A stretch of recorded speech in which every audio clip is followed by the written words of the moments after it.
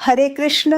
मेरा नाम सुषमा है। आज हम भगवद गीता के 5वें अध्याय के महत्वपूर्ण विचारों को समझेंगे। इस अध्याय में कर्म योग और सांख्य योग अर्थात योग दोनों ही प्रक्रियाओं का वर्णन है। भगवान ने सांख्य योग के 2 प्रकार बताए, शरीर और शरीर के विवेक से तत्व ज्ञान। तत्व ज्ञान की स्थिति में कर्मों का त्याग। भगवान यहाँ अर्जुन से कहते हैं कि जिस तत्व ज्ञान को तू ज्ञान योग से प्राप्त करेगा, उसी तत्व ज्ञान को तू कर्म योग द्वारा स्वयं अपने आप प्राप्त कर लेगा।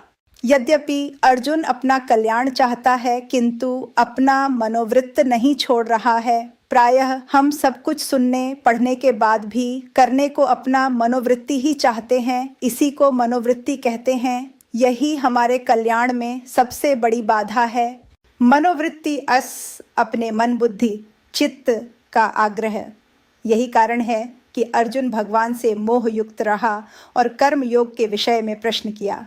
ज्ञानी पुरुष सर्वत्र समता युक्त होते हैं। वे स्वयं दूसरे के दुख में दुखी और दूसरों के सुख में सुखी होते हैं। समत्व भाव का सार्थक रूप है। कर्म योग और सांख्य योग दोनों ही श्रेष्ठ हैं, किंतु कर्म योग सांख्य योग संन्यास से भी श्रेष्ठ है। सांख्य योग संन्यास योग को अपनाने में कठिनाई। कर्म योग राग और द्वेष से सदैव मुक्त होना चाहिए। कर्म योग में कर्मयोगी निस्वार्थ भाव से कर्म करता है। कर्म योग ही जीवन में सफलता दिलाता है। इसके लिए अंतःकरण की शुद्धि आवश्यक है। ईश्वर ने कर्म के लिए मानव को स्वतंत्रता दी है। यदि कर्म ईश्वर को समर्पित भाव से किया जाए तो उसके अच्छे कर्म को भी भगवान स्वयं ग्रहण कर लेते हैं।